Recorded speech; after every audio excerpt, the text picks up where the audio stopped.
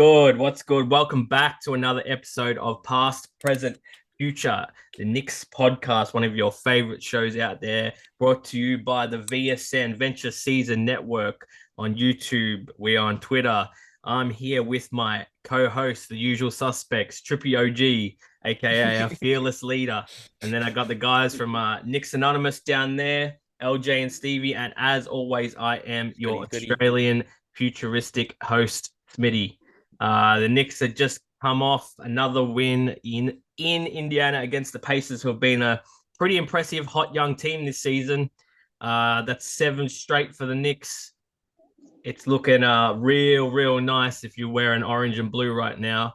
It was only not long ago, a couple of weeks ago, there was some concerns. People were looking to maybe restructure this team, maybe fire the coach. We had no identity. We've returned back to an identity, I personally believe, that's reminiscent of Julius Randle's most improved season, or the first time we went back to the playoffs since was 2013. So that was 21. That was the 2020-21 season. Things are looking great. You know, there's still a road ahead, but Jalen Brunson's starting to settle in. These guys are starting to settle into their roles. Was a bit of a slower start than we'd hoped, but new personnel, that happens. New roles. Quentin Grimes is a starter. We've gone to a lower rotation, but our identity is defense first, as opposed to the new style that we tried to implement last year of high volume threes and just jacking up shots when we didn't have the personnel. So I think we're in a great spot. But that's enough from me now. We're going to go straight into it, and I'm going to hand it straight over to Trippy. And he's going to give you a take. We're not going to do our normal structure today. We're going to be a bit more free flowing. So you're going to still get a bit of the past, the present, and the future, because obviously we're going to talk about the games that have been and the ones that are yet to come, but in a more open format today, just because it's special and everyone's hype. So Trippy, my guy, take it away. You see me, bro. I'm sitting in the breeze. Got the wind blowing. Got the behind me, know what I mean? Somewhere in America, know what I mean? Like, oh my God. 7 in a row. Stop playing with them. What? And it's not a fluke season? This is a regular 82 game season? 17 and 13. Killing folks. Oh my goodness. They said we have a closer. Said RJ need to be traded. Oh my goodness. I even got to take back my statement. Yo, Julius Randle is balling. I give it to Randle. I give it to you, Randle. And not first, but last but not least, shout outs to Tom Thibodeau. Like, you stood on your word. You felt what you believed. And we won 7 straight once you said, you know what, Cam, you can't play no more, bro. We're rolling with Quentin Grimes. And he said, you know what, D Rose, I love you, bro, but I got to get Deuce in there. I ain't got nothing. They got it. They got it right now, man. They got it. That's all I got. I'm hyped. But I'm in agreement with everybody in here. Before we started this, we're literally just one player away. Like, I don't even think we need that star guy. I know I seen, Leon Rose and company at the Bulls game, but we don't even need that kind of caliber guy right now. We need, like we all said, either one good shooter or one solid player, which one more solid player to fit in with this mix, and we're golden. We're good to go. We're good to go. And mind y'all, Obi Toppin's still not playing, so think about that. Yo, honestly, I'm living lavish, man. Living good. Got a big ass smile on my face, man. Oh my God, I walk around proud to wear this Nick hat every day. Oh my goodness, Nick Twitter, it's gotten very quiet and very positive. Again, no hate. I'm just happy that there's peace in the force again. You feel me? And it only happened in a matter of about, like, I'll say a month, because not too long ago we thought we were in the dirt. We thought we were done. We were talking about tanking. Oh my God. Yeah, You know what I mean? So too long ago, but I did hear that. Yeah, you know what I mean? So there was like too much shit going on, man, honestly, in the Nick world. But shout out to Thibodeau. That is the first person I want to shout out amongst this run because of him. Ever since the Dallas Mavericks game, they even brought it up again in today's interview. They asked Jalen Brunson like, what was it about? Because ever since that Maverick game, this is the result. So he was like, I think he said that everybody came together as a whole. So now I feel like the camaraderie is starting to gel because everyone forgets Jalen Brunson is new to this team, and that has a lot of kinks to be worked out in the system, as good as he is, because at the end of the day, it's a new system. And everyone knows that he's joining a team with a guy who needs the ball almost every second, which is Julius Randle. So they had to figure out a way of how to even everything out and include RJ and include all these other guys. And now Tibbs changes the rotation with a 9-man rotation, which makes things even a little bit trickier, but somehow they are managing to actually pull away with it and make it work. So that right there, I'm gonna give it up 100% to the New York Knicks. I don't care what anybody else says. Everyone can say it's a fluke, this, that, or the third. They are making it happen, and these young guys are working hard for every one of these games. Today, and even the Bulls game, the first time we played them, hard fought. Yes, you could say they were hurt, whatever. The Pacers, in my opinion, were the test for this run. They were the ones that cap it off to whether to really see if what we had going was consistent or not. Yes, there are still some problems to be worked on, but overall, I mean, dude, we're 17-4 in the clutch. You know what I mean? So I even tweeted it. I was like, "Yo, if the Pacers keep us around long enough, matter of fact, scratch that. If any team keeps us within 4 points, statistically, we are going to win that game, and I'll take those odds every time, especially with Jalen Brunson, Julius Randle, RJ Barrett on the floor right now. Everyone's doing good. Everyone's doing their part. Thibodeau, everyone wanted Thibodeau to change. He changed. This is the result we got. So New York, if anything, you should pat yourself on the back because you forced Tibbs into a situation to be better, and now everybody's better. So overall, I think moving forward, we have a good chance of actually just keeping where we are, within the standings and becoming an actual playoff team.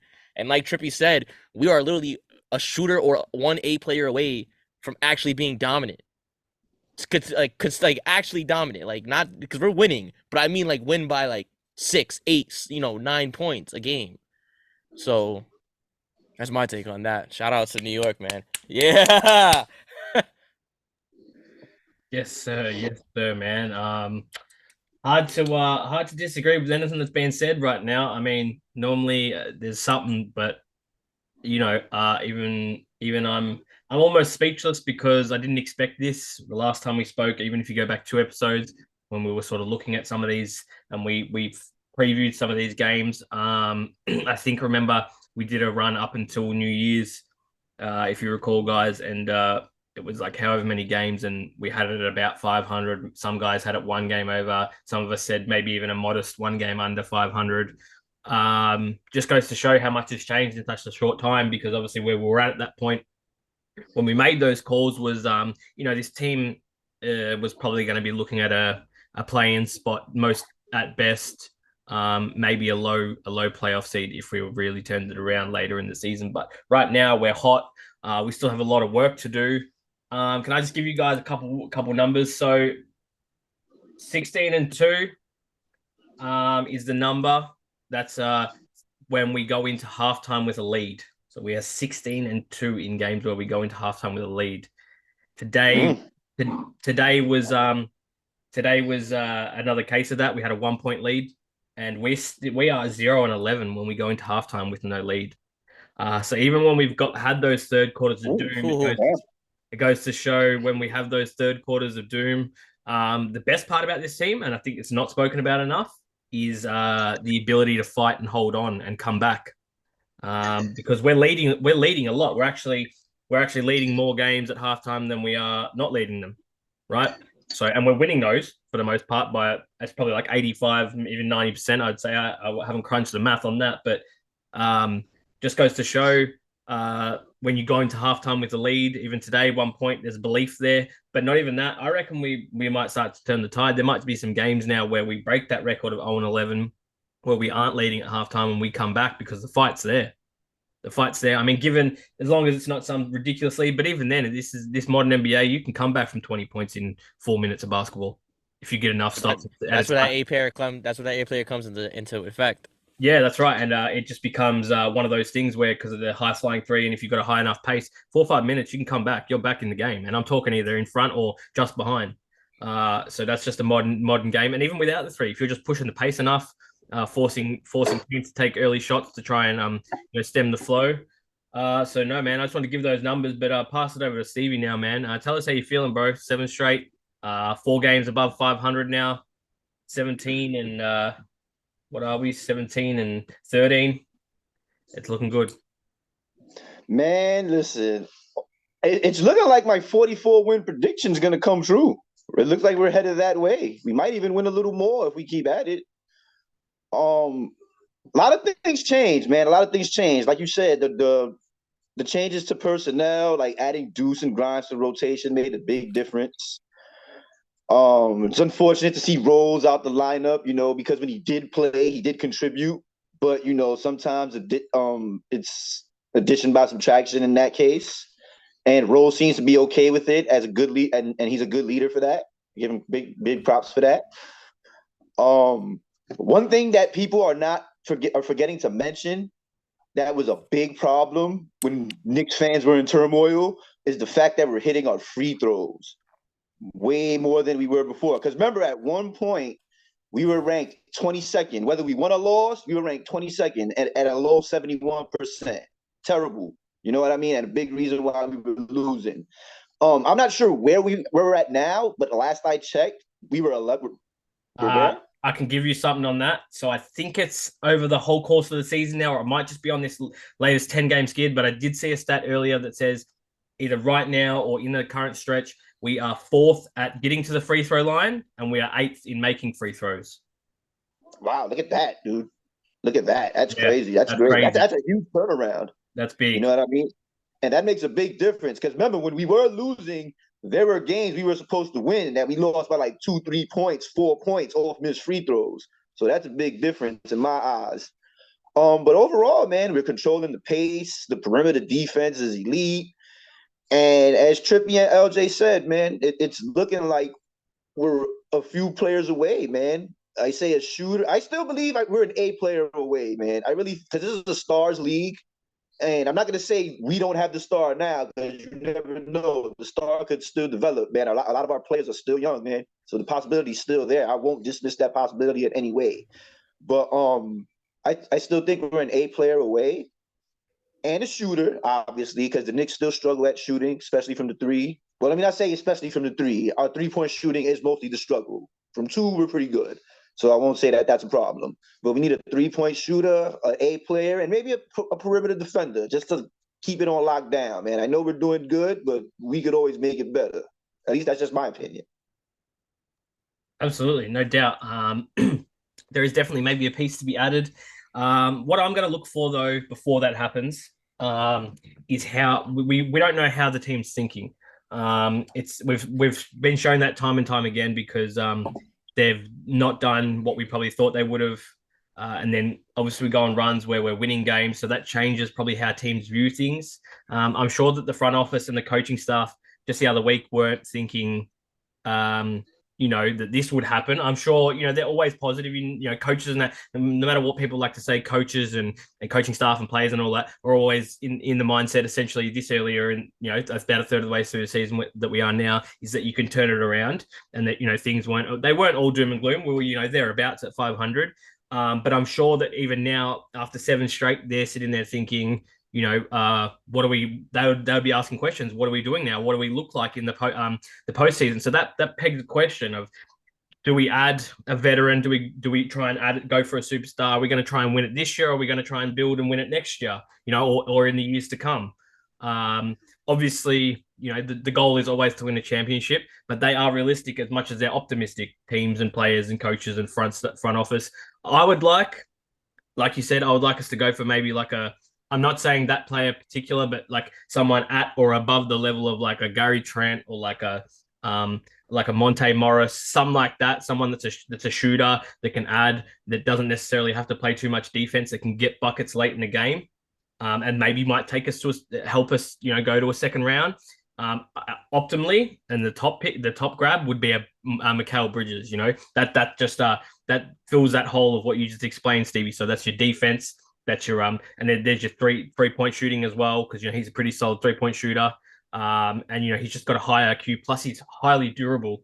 He hasn't missed a game, man, since high school. Wow. Yeah. I mean, look, that's just spitballing. I highly doubt that Phoenix would want to let go of him, but that's the type of player you want to go for, in my opinion. One or two of those, if we're going to move on some of the younger guys, and then that doesn't set us back too far. You know what I'm saying? So we don't go for a Levine, and then we're absolutely screwed, roster and asset wise. It puts us in a position where we're going to keep winning games, and we might make it to that second round this year. If we make the playoffs. And then that you build on that. You know what I'm saying? So that's for me how I would see it. Otherwise, maybe they might just turn around and go, let's trade for some picks. Let's go to the first round this year. That's how it's looking around that time in April, May. And let's do as good as we can and let the team truly build. Who knows? But there's lots of things that could be to come. It's going to be interesting to see what moves we make and what structure they sort of try to build. And you'll be able to see that in the coming weeks or months where we're pushing towards. Obviously after some moves, but not only that, the players that get time and the rotations and the groups that get time together. So look, man, I must quickly throw it back to LJ, man, and then peg it up to Trippy. Yeah, so question for the board here. Who from what you guys seen so far, who would be the one you think they would trade or package for that piece? Oh, last week, an interesting name was mentioned since you asked that. I'm not talking about as far as who you want to trade. Most likely it's going to be Fournier and a young player. We just have to decide what young player. You know what I mean? But last week we mentioned Karis LeVert, and I think that's an interesting option, man, because I like his style of play kind of fits us. I don't know what y'all think, but I think he kind of fits our style of play. Yeah, I could see Karis LeVert would be all right. I don't mind him at all. I don't know, man. Based on all the information that was given and everything that's stated, it seems, well, no matter what, we're looking for a rookie, a guy that's on a rookie scale deal, right? So we have to look in some of these new guys. I think the problem with the trade packages is the Knicks haven't found that young piece yet to truly replace Cam Reddish. That's why the deal is not falling through. They're finding the established veteran presence that they want from each of these deals in return that they may use in this system or utilize. It's the whole guys with a completely different skill set on a rookie scale deal. I think that's truly messing it up, because at first I thought it was the picks, but I'm like, bro, we got mad picks. That can't be the case. I don't think the Knicks have truly found that young talent yet. And I think they might leave that route, and that's why I feel like we go more of the route of, if you really want to think about it, if we pull a move we want to pull and not include IQ in a trade package, you can still get a Kyle Kuzma. I'm just saying. You can slide IQ, you can slide Grimes back down to the bench. You have Kyle Kuzma in your starting lineup.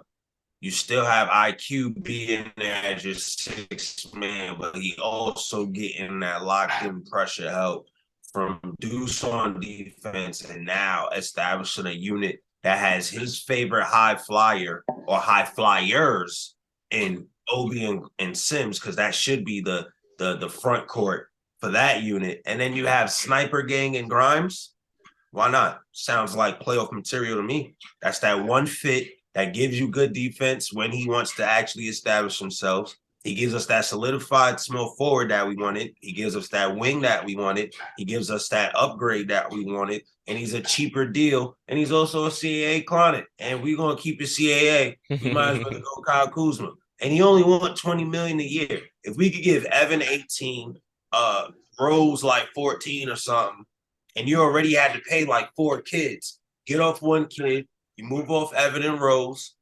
Even if you got to probably toss one pick, at that point, you're only getting one pick. Bring them in. Why not? We already shedded some salary. We'll still have some more bread afterwards. I feel like it's a perfect fit. I feel like Kyle Kuzma is the guy we really need to go get. Like I'm sold on it. It took me a while, but I'm sold. Kyle Kuzma is the guy we need. Yeah, you can also appreciate the patience though from Leon Rose. A lot of he got a lot of hate for that. Like he's a guy that likes to really explore his options. A lot of people criticize him for not being a basketball-minded GM and more so of like a businessman. But, at the end of the day, it's a business. And, whether it be with talent or with business specifically, you always got to look at the best investment. So, players are investments. They're not dollar signs, but, in essence, I'm investing this money into a player that I feel like will give me the most out of this money. So, it seems like he doesn't want to overpay somebody he doesn't have to, or or just get the wrong guy in general, because we're not in a position where we have to pull the trigger on anything. So I feel like that's the best part about this team right now. Like we do need something. Like we see what it is we see something that in order for us to get over the hump, we need to get something else. So, but that doesn't mean we have to get it at this very moment. We could just stay where we're at, and just see how far we can go with this, and and then from there we just take it from there. So I feel like any major moves won't probably be done till by February maybe or all season. Because I don't think we should really. I think we should just keep upping everybody's value, and just play time. Because we're doing great right now. So yes, I would like to upgrade. But for what at this point? I feel like we just go place where we are, and then we just take it from there. I'm going to say just to trip. Um, I have to disagree about Kyle Kuzma. I don't think he's a fit for us. He can go over there to LA and go to the Lakers. Um, Look, Hold on. So don't even give me an explanation. Who's the fit? Just give me a name. I would rather have no one than Kyle Kuzma. You rather have who? I'd rather grab no one and make no moves than get Oh, Bro, there's a move that has to be made. So let's try that again. Because we still gotta shed silence. So let's be realistic here. I'm tired of everybody saying that no move stuff. Like that, there's gonna be a move. in terms of Fournier in them, yeah, they got to be dumped. I'll say that's that. what I'm saying. There has to be a move. I think they'll be dealt for picks, most likely. I think that's what we're looking at. If they're moving, it's going to be for picks, most likely. Maybe just like they'll grab someone back in term for like a salary dump or just a cap hit for the season. I don't like Kuzma because I think he's a benefactor of his situation right now in Washington. If he comes here to New York, what option do you think he is if he comes here to New York? He come here, he gotta put in. He gonna have to put in work first because he's on an expiring contract. Right. So he's gonna be in the same case that it comes down to. All right, if we trade for Kuzma, now it's up to you, and now it's if we trade for Kuzma and IQ doesn't get traded, Kuzma IQ battle it out. Who gonna get that $20 million contract to be the sixth man? Because at this point, you're only gonna be the sixth man. Whatever contract is coming here to get even paid, you're getting paid to be a contributing role player, established core piece, or that sixth man. That's the only roles we have left. Yeah. Especially if we already have $300 million into the three guys already. So that's the only roles you got left on this team. Yeah. And you already paid Mitch to be the anchor. I don't think he's doing his part. That's why I don't think. That's why I don't think Kuzma fits, because I think he wants a bigger role than that. I think he's done with that. That's why he's taken this chance in Washington to really show out, especially while Beal's been down. I think he wants to be a second or third option. I think though, if he goes to the Lakers, anywhere he goes and sits with and talks with, it's going to be like, I want a bigger role. But that's why I don't think, I laugh and say you can go to the Lakers, but I don't think he will. I know his money wouldn't like, if you thought about what he's asking for, like you said, $20 million a year, that doesn't suggest that he would be a star. And I don't think he wants to be a star, but I think he thinks he's going to be a second or third option. And he's not going to be that on this team. He's going to be, like you said, his biggest impact would be off the bench, more or less, because in the starting lineup, he's most likely going to be the fourth option.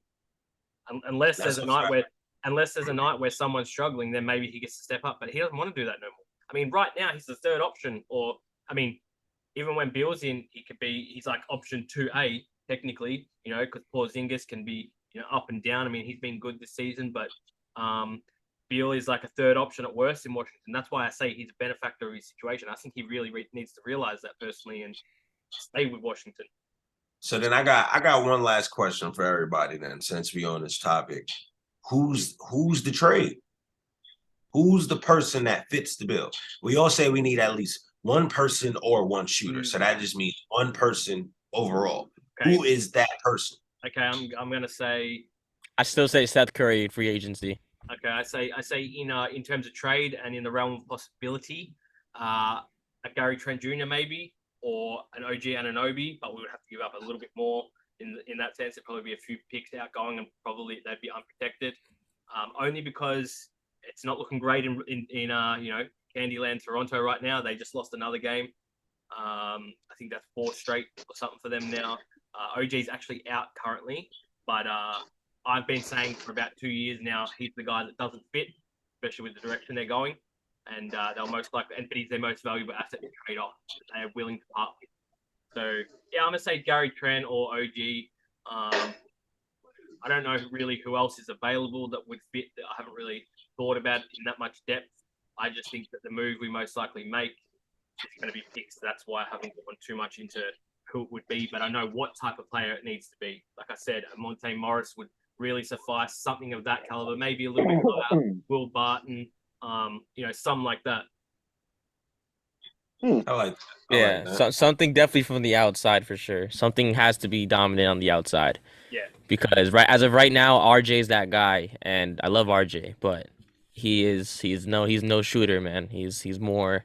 And he could shoot. He could shoot. Don't get me wrong, but he is not the guy you want like anchoring down your 3-point shots. We need somebody that's literally specializes in that and have RJ just feed off of that and do what he has to do. And actually to be efficient, because if you guys haven't noticed, that's how the offense is run right now. It's Randle at the top, RJ in the corner. Randle does whatever Randle does, and then usually the kick out is always RJ or now it's passing on the Grimes a little bit. But for the most part, they look for RJ to shoot that, which is crazy to me really because he's not really good. He's like 28% from 3, so I don't know why he's even in that spot.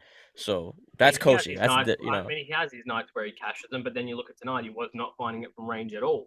But his growth is that he's doing other stuff. You know what I'm saying? So, but you're right. We absolutely no. That's but that's what I'm saying. Like if we get a 3-point shooter, we can let RJ do exactly what he succeeds in, and that's it. Look at this. When I talk about people coming in, I'm not talking about free agency. I'm talking about right now trade talks. Who are you? Who's the guy you traded for? So he gave me his LJ. You told me Seth Curry, but that's free agency. Who are you trading for? Trading? I'm be honest with you, I have no idea because I still think we're just gonna give up picks. I'm not even gonna lie to you. I think the real trade comes in February. All right, and then say a player you would want to trade for that would fill that hole. Just hypothetically. I don't have to be available, but just in that tier. Person, not no hypotheticals either. Realistic. We're gonna keep it realistic this time. Realistic. I'm just trying to get like an idea. Let me see. So we need like basically a 3-and-D player almost, pretty much, or two and D, right? I'm sticking to LeVert as my answer. Okay. Yeah. LeVert's a good. Yeah, I got Caris LeVert. Yeah, I'm gonna have to piggyback. I'm at the sticking with that Cleveland trade we heard about a long time ago. That Caris LeVert and Isaac Okoro trade. Yeah, it's not a bad look because he's a good shooter. So honestly, he's a good we just need someone that can shoot. I can't really give you a name right now. Unfortunately, I'm gonna give it more thought. I'll bring it up on Next Anonymous probably, but right now all I know is that we just need somebody to consistently hit the shot that we from the outside and really spread the floor. Because if we could because today we got zoned. We're getting zoned now.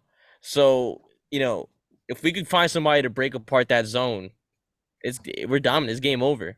We're going straight into the. Real with y'all, man. The best trade we could do, if it's not like on some, if you want to play it safe, you don't have to pay a whole bunch of bread and still get off contracts in the near future. Like after the season, we gotta make a trade with the Rockets. That means we're gonna have to just give them a pick.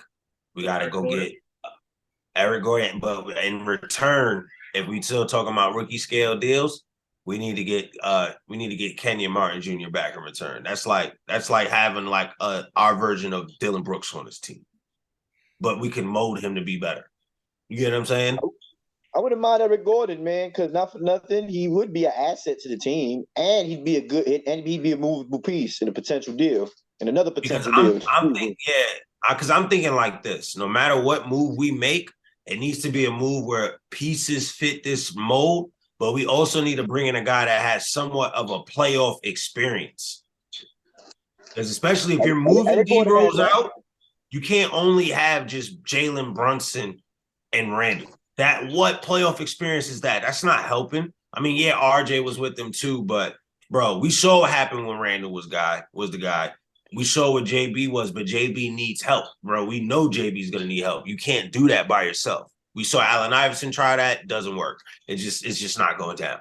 But we need to find, like I said, we need to find if it's a young talent, they need to have a good mindset like our character guys over here. But if it's a veteran presence that comes over here, they need to have somewhat on their resume a good playoff experience. Not, they've been to the playoffs. No, bro, your resume needs to be good. You feel me? Like, we're not taking no trash over here no more. 7 straight, baby. No trash allowed. Yeah, we just got to build. That's it. We got to build upon what we have. That's it. What about a trade with I don't know his contract status, but it just floats to mind, and it would be a trade with a team we're notoriously known for trading players back and forward from. I'm talking about Dallas, and I'm talking about Spencer Dinwiddie. He's been coming off the bench. Would he not be a fit? I'm going to be honest. If we were to trade with Dallas again, if you really want the mega fit for this team, you might as well just bring Reggie Bullock back. Bullock, yeah. That's bring Reggie back. Like, if we're going to trade with Dallas, we're just going to go ahead and we're just going to bring back Reggie Bullock. It makes no sense. So if we're going to trade with anybody, just bring back Reggie Bullock, bring back Theo Piston. We good. You know what I mean? Theo. Bullock would help the perimeter defense a lot. He really would. But the crazy thing is, it's like, I'm really trying to think about around the league, who is the right fit to bring back here. And it's sad to say, but I've been preaching this for a while, and a lot of people are like, yo, you're going crazy. But I really think the Knicks are going to trade for Eric Gordon alone. They're going to end up getting off Evans' contract by himself. They're going to do a swap. And then they're going to end up making a complete package and just going to get Zach LaVine. Like, they're going to bring both those guys in. Like, they're going to bring in Eric Gordon, and then they're going to end up bringing in Zach LaVine. Like, the only reason why I say Zach LaVine, and trust me, I'm not a guy that's like, oh, we need him here. I wouldn't mind him here, but we don't need him here. But with Zach LaVine, with Zach LaVine, it's more so, look at this, bro. Trade season just started. They came to a Bulls game. They didn't come to this Indiana game. Mind you, Miles Turner just mind. I mean, since you say that, they did go to that Utah game before they signed Brunson, so there's a pattern there. So you can't. That's what I'm saying. Really think about this. Who? I say you could be bluffing. You don't know. Look at this handful of deals over here. Bro, you gotta think about it, bro. That every time you see them pull up to a game, you know who they coming to watch. They did it for Donovan Mitchell, they did it for Jalen Brunson, and now they're doing it for Zach LaVine. Notice, and I'm gonna say it one more time. They just signed Miles Turner to CAA. Why did they go to the Bulls game? Mind you, Zach LaVine's not even CAA anymore. No, he's clutch. You feel me? If I'm not mistaken, he's not CAA anymore. No, he's clutch. He used to be. So why did they go to a Zach LaVine game, but they didn't go to the Miles Turner game? They were at both those Bulls games, just so you know. They were in attendance in the front row of both. But you know what? I'm hoping, and this is probably a little bit wild. You gonna say you hope they get DeMar DeRozan? Yeah, because he's on an expiring contract. And it matches nearly what we're paying. Gang. It matches what we're nearly paying Evan Fournier. He's getting a little bit older. They're looking at blowing it up. He balled out in front of those guys. Zach LaVine did not. Put DeMar DeRozan in the garden. Okay. DeMar. But here's the thing, though. Who's sliding to the bench? Oh, it has to be Q-Dot. It has to be Q-Dot. You Oh, I'll take that. Hell yeah. Grimes off the bench. Fuck yeah. I know that ruins the Excuse my defense language, a little bit. I know that ruins the defense a little bit, but DeMar DeRozan in the Garden. Can I ask one question? So are you trying to basically make DeMar DeRozan Kyle Lowry 2.0, just give him a younger, better version of Lowry with JB? Is that what you're trying to? If you're trying to do that, and DeMar DeRozan come out balling, that's fire. Just remember, hold on. Let me clap up for that. I like that idea. Everybody that's listening and tuning in and that watches this, JB and DeMar DeRozan, if they can mesh to be what Kyle Lowry and DeMar used to be, but you know that Jalen Brunson is going to be way more efficient than Kyle Lowry, I'll take that all day, every day. And they both mid-range assassins. Who do you guard? Who do you pick up when they come inside that arc? Ooh, I get what you're saying. That makes it no matter what. Now our shooters get to shoot. That's right. They're gonna have. That's more Q dot right there. That's more reps for Q dot. Yep. That's less minutes for RJ, because in that case you could have DeRozan play with the bench unit and have RJ get the bulk of his minutes with the starters now, and then you can intertwine those two as well. I don't know. I don't know if DeMar will want to come off the bench though. Yeah, no, but if DeMar DeRozan comes here, he's not coming off the bench. It's more so you see how he means the situation. He means the rotation. How we got the 9-man rotation. Yeah, like RJ's with all the youngs. Yeah, it's either RJ or Randall that comes in with the bench. It's always one starter. So it'll be DeMar. Okay. DeRozan actually does that now in Chicago sometimes. Billy Donovan still runs that sometimes because he's just a settler. Obviously, look, it's wild. I would love it. It's probably a little bit of bias because I'm a massive DeMar DeRozan fan. But look, man, he's on an expiring contract. He wanted to come here. I'm not going to say he wanted, sorry. He was open to the idea of coming to New York. As far as I know, and all the reports say, we had him on the leash, but we decided we didn't want to pay him because his money was essentially the same as Fournier's, but over less years. So it was one less year. So you would have been paying about $5 million more a year. We just didn't want to spend that at the time. But I think now the Bulls are losing again right now, man. That team's about to slide to 8 games under 500. They're looking to blow it up. They're looking to blow it up. I don't think the Knicks take on a contract like Zach LaVine. Look, fingers crossed. It's the contract for me that makes me not like Zach LaVine. I'm gonna be honest, yo. Not to cut anybody off. And DeMar DeRozan's definitely. The fact that you brought up DeMar DeRozan, it fits the bill of everything I just said. You want to bring in a guy that has playoff experience. Yeah, he has lost, but the guy, he went far. My son went far. Oh, yeah. It's not the LeBron. person that was ever in DeMar DeRozan way was legit LeBron's teams. Like, if he never had to worry about facing LeBron teams in his playoff career, the boy probably would have made it to the finals bad times. Oh, 100%. Or at least damn near the conference finals almost every other trip. And that's the only thing with the only thing with DeMar though is his 3-point shooting. Yeah, he's bad. He's a bad 3-point shooter. Think about it like this though.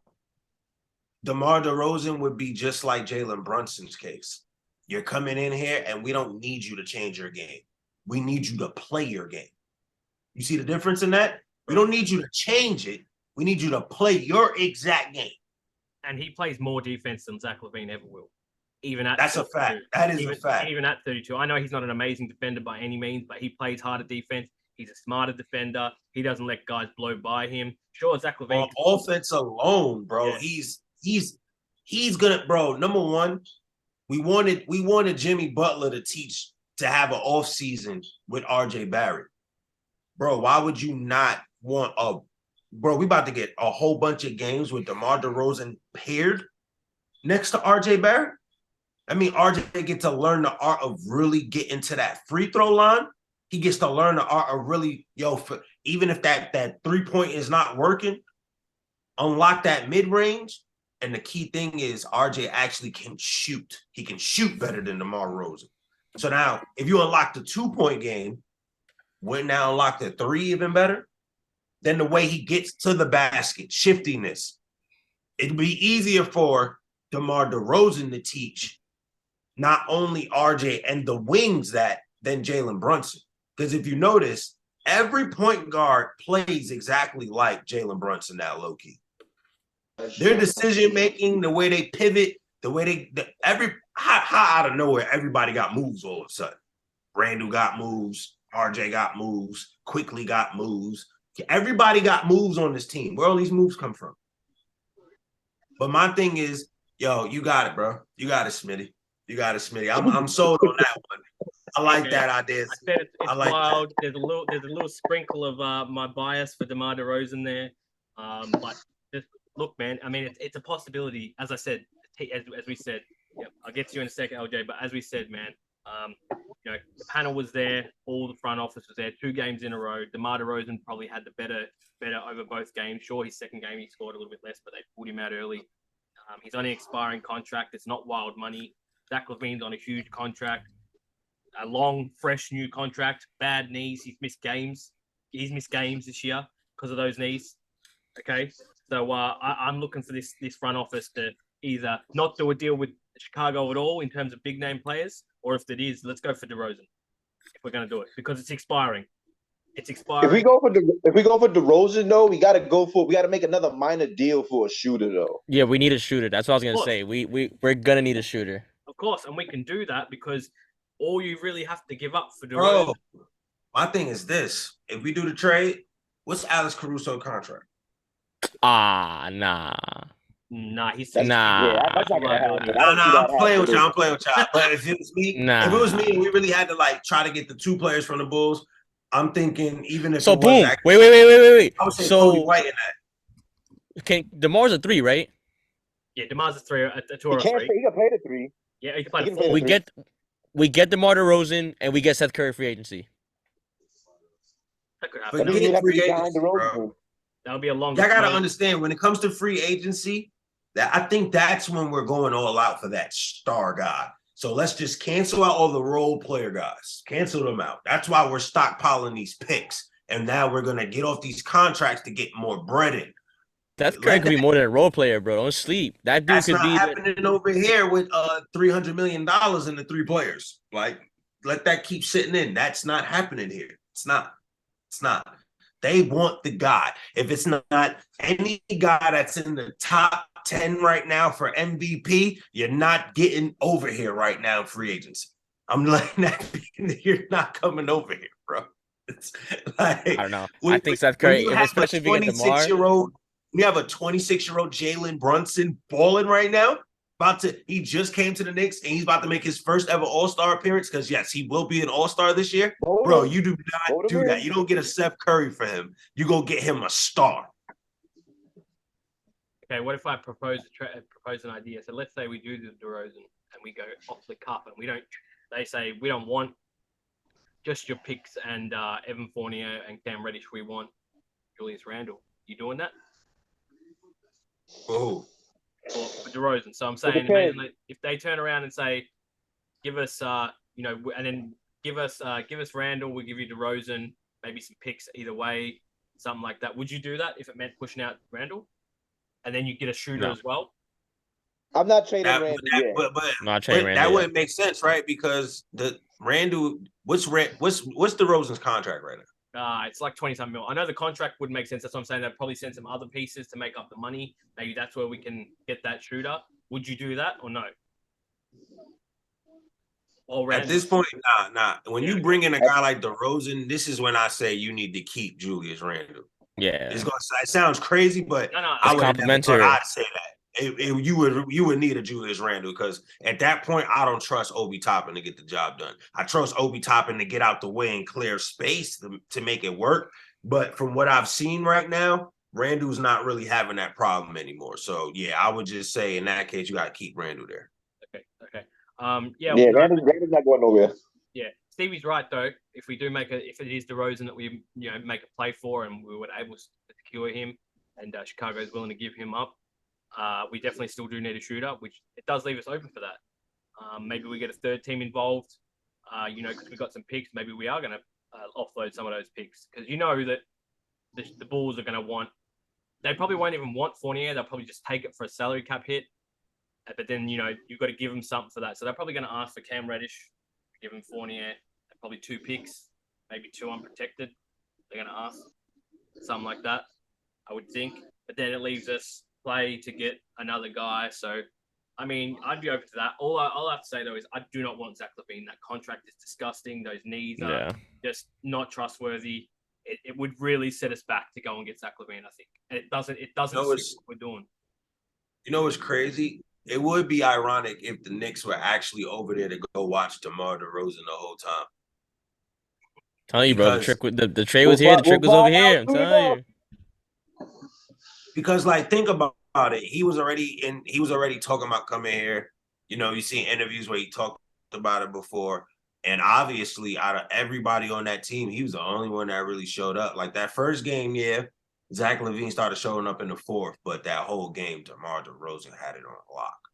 You know what I'm saying? He had it. So I don't know, man. I don't know. We gotta see. Definitely. But if I did have to pick between the two, even if it was me being realistic, I'm still going with DeMar DeRozan over Zach LaVine. Like I said, I'm not the person that feels like we need Zach LaVine. It's just that I'm thinking about New York Knicks and thinking how they roll. That's what they would probably do. Absolutely. But and let's be honest. This is something I said in a space yesterday. Zach LaVine's not coming here for one reason, if anything else. You have to remember, he got shipped out of Minnesota and driven out by Tom Thibodeau. I'm going to speak right into the fucking mic while I say this. Tom Thibodeau is not like Zach LaVine. So if he's coming, if Tom Thibodeau's got anything to say about that, he's not coming to fucking New York. He ain't the player for that. He ain't got the attitude. That's not Tom's type of guy. And we see that because we see how he acts with Billy Donovan, who's a really, really personable guy. He's the complete polar opposite of Tibbs in terms of coaching. So you can't pair Zach LaVine with Tom Thibodeau unless it's going to you want it to turn to absolute garbage. He'll get eaten alive. Yeah, he shipped him out of Minnesota, man. He shipped him out. He was the one that sent him to Chicago. I can't see him wanting him. He doesn't fit the bill. He doesn't play the liquor defense. That's a fact. He's a bad defender. But anyway, but honestly, I think we could all just agree that we need a shooter. Absolutely. Like we could get DeMar DeRozan, that's cool, but at the end of the day, to complete the progress, like to complete the whole puzzle, we need a shooter. Yep, no doubt. Once you said DeMar DeRozan, that's who you need. That you need that overall complete package. You need that. You need a guy that can be a closer at a point. You need a guy that can get you points and buckets. I mean, bunches. You need a guy that is efficient from the free throw line. You need a guy that can literally get an opposing best person's defender in foul trouble at any given point. You need a guy that, if you want and get on his case, he will lock down on defense. You need the older version of R.J. Barrett. Go get DeMar DeRozan. In that case, I'm gonna sign off because my daughter is going crazy and it's her bedtime. So if it was peace, love, and war, it's your guy Trippy OG. Yeah, well, that wraps up. Just hang on here while I wrap it up, bro. Thanks for joining. We need a shooter, bro. I love you, Trippy, but we need a shooter, bro. It's unfortunate we live in a 3-point shooting world, man. We need one, just one. He doesn't have to be the main piece. We just need somebody who can do it. Absolutely. Somebody to keep people honest. Yeah, absolutely. I agree. Even if it was like a Reggie Bullock. But anyway, thanks again, guys. It's been a great episode of Past, Present, Future. Again, with my usual suspects, co-host Trippy OG.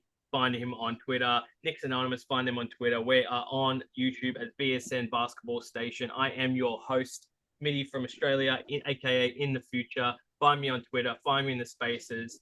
We are here. Nick, let's go. Before we dip out, though, VentureSeasonNetwork.com. Tap in, y'all. Yeah, find the website, BSN. Yeah, almost here. Yeah, we got a lot of content up there. We got written pieces, we got podcasts, all sorts, sport, life, you name it. Thanks for tuning in. Let's go Knicks. 7 straight, baby. Woo!